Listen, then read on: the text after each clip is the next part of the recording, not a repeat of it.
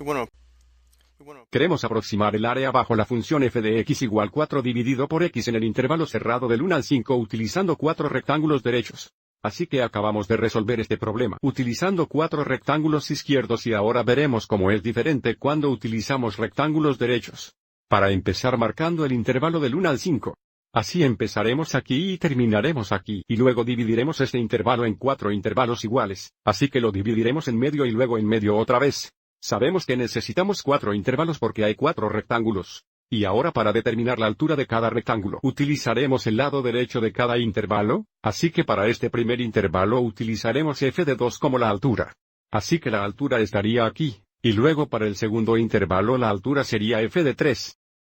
Para el tercer intervalo la altura sería f de 4, y para el cuarto intervalo la altura sería f de 5.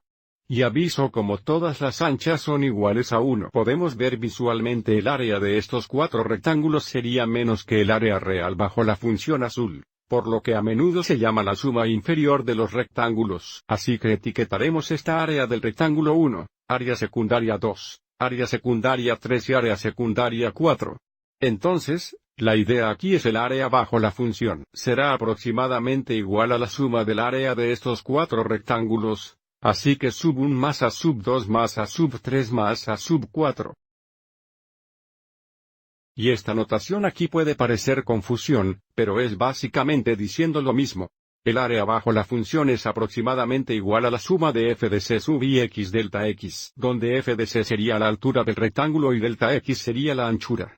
Y en este caso habría n rectángulos.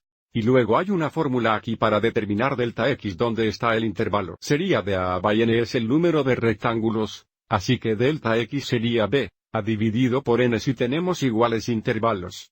Así que avancemos y configuremos esto. El área va a ser aproximadamente igual a la suma de estas 4 áreas donde el área sub 1 va a ser f de 2 por 1. De nuevo. La altura x el ancho más área sub 2 será f de 3 por 1 más área sub 3 será f de 4 por 1.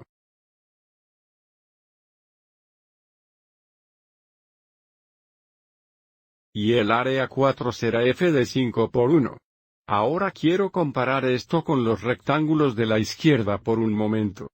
Aviso de cómo estamos sustituyendo en 2, 3, 4 y 5 en la función para determinar la altura de los rectángulos del lado derecho, pero volviendo al video anterior usando los rectángulos del lado izquierdo estamos sujetando los valores x de 1, 2, 3 y 4 en la función para determinar las alturas. Así que creo que es realmente importante que bosquejemos nuestros rectángulos, así que sabemos exactamente lo que está sucediendo.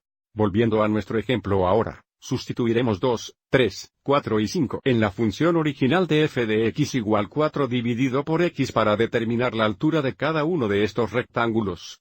So f de 2 sería 4 dividido por 2 por 1. F de 3 sería 4 dividido por 3 y luego x1.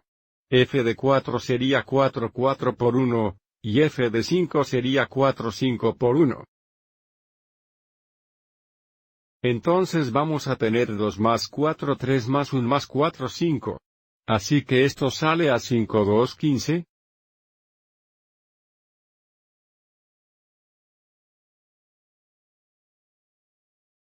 O si queremos esto como una fracción incorrecta sería 77 15. Así que utiliza rectángulos derechos. El área aproximada bajo la función es. Llamémoslo 77 15 unidades cuadradas.